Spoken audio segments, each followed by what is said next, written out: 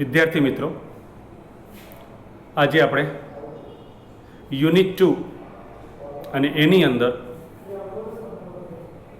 Read 2 શરૂ કરીએ છીએ.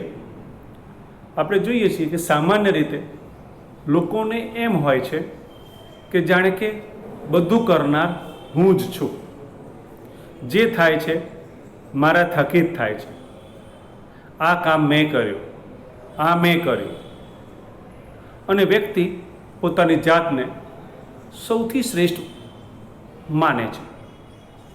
પણ આપણે એવા છીએ કે આવું કશું પણ કરનાર નથી, પણ આપણું અહમ, આપણું અભિમાન આપણને આ માટે મજબૂર કરે છે કે જાણે કે દુનિયામાં મારા જેવું કોઈ છે જ નહીં.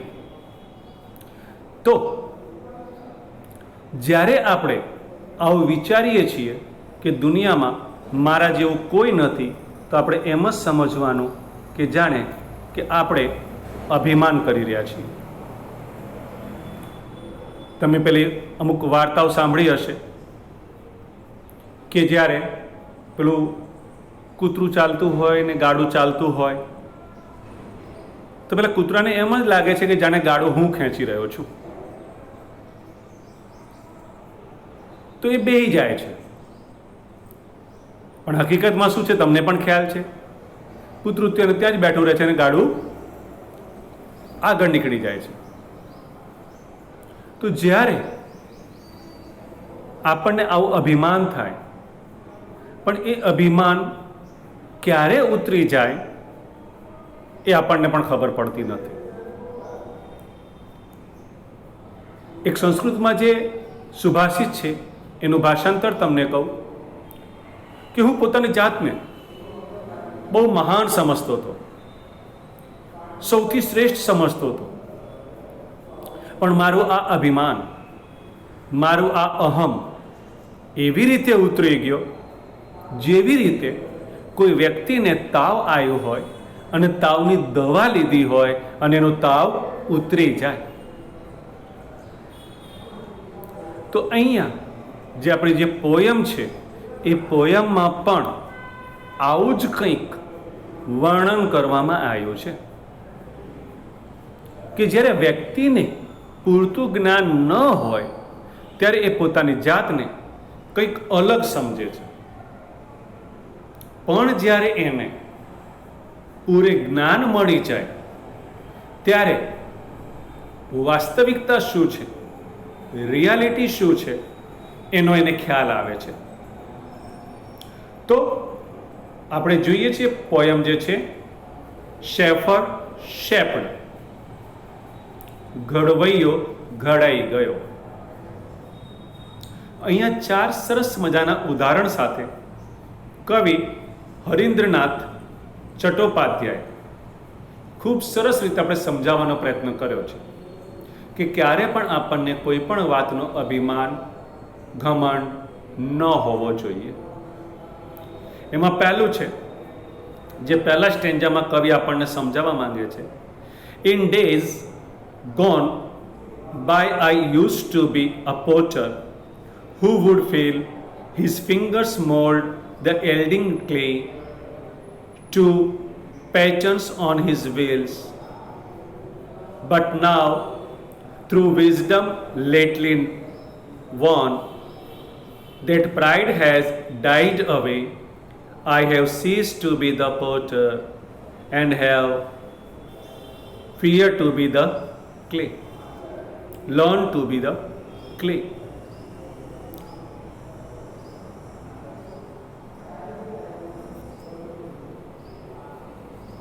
In days gone by I used to be a potter. એક સમયની વાત છે કે જ્યારે હું એક પોટર હતો. પોટર મીન્સ કુંભાર, કે એક સમય હું કુંભાર હતો. Who would feel his finger mold the yielding clay to pattern on his wheel. એની આંગળીમાં એ પ્રકારના જાદુ છે, આવડત છે કે ચકેડા ફેરવીને માટીને એ ગમે તે ઘાટ, ગમે તે આકાર આપી શકે છે. એવું એની આંગળીમાં આ ચમત્કાર, એક શક્તિ છે કે એ પૈડાથી ફેરવીને અને માટીને ગમે તે આકાર આપી શકે છે. But now through wisdom letter on, પણ જ્યારે મને સમજણ પડી ત્યારે દેટ પ્રાઇડ હેઝ ડાઈડ અવે, તો જે મારું અહમ હતું, મારું જે અભિમાન હતું, એ ખલાસ થઈ ગયું, જતું રહ્યું. I have cease to be the potter, અને હવે હું કુંભાર રહ્યો નથી. And have learn to be the clay, હવે તો હું માટી બની ગયો છું. તાત્પર્ય, જ્યારે એ પોતે પોતાની જાતને એક શ્રેષ્ઠ કુંભાર સમજતો હતો, જાણે કે એના જેવું દુનિયામાં કોઈ બીજું કોઈ પણ માટીને ઘાટ આપી જ ના શકે, પણ જ્યારે વાસ્તવિકતાની ખબર પડી એને પોતે જાતને જ્ઞાન થયું, તો એને થયું કે ના ભાઈ ના, આ બધું બેકાર છે. સર્જન કરનાર તો માત્ર પરમપિતા પરમેશ્વર જ છે, આપણે તો માત્ર એના ઈશારે કામ કરીએ છીએ. તો મારું જે અહમ હતું, મારું જે અભિમાન હતું, એ ત્યાં ને ત્યાં ખલ્લાસ થઈ ગયું. અને હવે હું શું રહી ગયો? ખાલી માત્ર માટી બનીને રહી ગયો છું. હવે હું કુંભાર રહ્યો નથી. બીજા સ્ટેન્જાની વાત કરીએ. In other days I use to be a poet through whose pen innumerable songs would come to win the heart of man. But now through new got knowledge, which I had so long, I have ceased to be the poet and have learned to be the song. પછી એક સમયની વાત છે કે જ્યારે હું કોણ હતો? કવિ હતો, પોએટ. અને મારા પેનમાં એવી શક્તિ હતી કે અસંખ્ય ગીતો લખી શકતો હતો, જેના વડે હું બધા લોકોના, માણસોના દિલને જીતી લેતો હતો. એટલે મારા ગીતમાં, મારા કાવ્યમાં એવી શક્તિ હતી, એવો ચમત્કાર હતો કે હું દરેક વ્યક્તિનો દિલ જીતી લઉં. જાણે કે મારા જેમ કોઈ કાવ્ય કે ગીત રચી શકતો નથી. મારા ગીતો, મારા કાવ્યો સૌથી શ્રેષ્ઠ છે. But now through new got knowledge, પણ હવે મને જ્ઞાન થયું અને પછી મને સમજાયું, which I had not had so long, જે પહેલાં નહોતું. I have cease to be the poet, અને પછી હવે હું પોએટ રહ્યો નથી, હવે હું કવિ રહ્યો નથી. And have learn to be the song, હવે તો હું ગીતો સમજવાનો પ્રયત્ન કરું છું, શીખવાનો પ્રયત્ન કરું છું. તાત્પર્ય, અહીંયા પણ કવિ જે પોતાની જાતને પહેલા શું માનતો હતો? સૌથી શ્રેષ્ઠ કવિ, સૌથી શ્રેષ્ઠ ગીતકાર. એવા ગીતો લખે, અસંખ્ય ગીતો લખે કે જેનાથી લોકોના દિલ જીતી લે.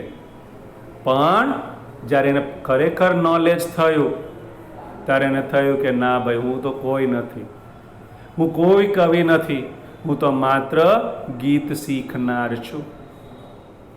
હવે ત્રીજા સ્ટેન્જાની વાત કરીએ તો એમાં છે, I was a fashioner of sword in days that now are gone, which on 100 battlefields glittered and gleamed and shone. But now that I am brimming with the silence of the Lord, I have ceased to be the sword maker and have learned to be the sword. I was a fashioner of sword in days that now are gone. એક સમયની વાત છે જ્યારે હું કોણ હતો? તલવાર બનાવનાર. અને મેં અસંખ્ય તલવારો બનાવ્યા. વિચ ઓન 100 બેટલફિલ્ડ, જેના વડે સેંકડો યુદ્ધ જીત્યા. ગ્લિટર્ડ એન્ડ ગ્લીમ એન્ડ શોન, જેની ચમક, જેની શક્તિ ચારે બાજુ ફેલાયેલી હતી. એવા હું તલવાર બનાવતો કે જેનાથી અસંખ્ય યુદ્ધ જીત્યા હતા. But now that I am brimming with the silence of lord. પણ હવે મને સમજાઈ ગયું છે, ભગવાને મને બુદ્ધિ આપી છે અને મને સમજાયું કે ના ભાઈ, હું આવું કોઈ નથી. તે જે હું હતો તલવાર બનાવનાર એ ખતમ થઈ ગયો અને હવે શું છે? And have to be learn the sword. હવે હું તલવાર બનવા માંગુ છું, શીખવા માંગુ છું તલવાર કઈ રીતે બનાવાય. In bygone time I used to be a dreamer who would hurl on every side an insolence of emerald and pearl. But now that I am kneeling at the feet of the Supreme, I have ceased to be the dreamer and have learned to be the dream. એક સમયની વાત છે કે હું કોણ હતો? સ્વપ્ન જોનાર, dreamer. અને બસ હું મારા સપનામાં ખોવાયેલો રહેતો. On every side and insolence of emerald and Perl. ચારે બાજુ હીરા મોતીઓ આ તે સુખ સંપત્તિથી ઘેરાયેલો રહેતો. બસ મારા ઊંચા ઊંચા સ્વપ્ન હોય, ખ્વાબ હોય અને મારા સ્વપ્નમાં એમરલ્ડ એન્ડ પર્લ આ બધા શું છે? ખૂબ જ મોંઘા ડાયમંડ છે, મોતીઓ છે. બસ એના જ સ્વપ્નમાં જ હું ખોવાયેલો રહું, જાણે કે મારા જેવું કોઈ છે જ નહીં, એવું જ વિચાર. But now that I am kneeling at the feet of the supreme. પણ મને હવે સમજાઈ ગયો છે, ત્યારે હું તરત જ ભગવાનના ચરણોમાં નમી ગયો. સુપ્રીમ, સર્વશક્તિમાન ભગવાન, અલમાઇટી ગોડ, અને એના સાનિધ્યમાં હું જતો રહ્યો, એના પગે પડી ગયો. I have cease to be the dreamer. અને પછી જે હું સ્વપ્ન જોનાર હતો એ મટી ગયો અને હવે શું બની ગયો છું? And have learn to the dream. હવે હું માત્ર એક સ્વપ્ન બની ગયો છું. તો વિદ્યાર્થી મિત્રો, અહીંયા કાવ્યમાં સૌથી પહેલાં કવિ શું હોય છે? અહીંયા વાત કરીએ તો સૌથી પહેલાંની વાત કરીએ આપણે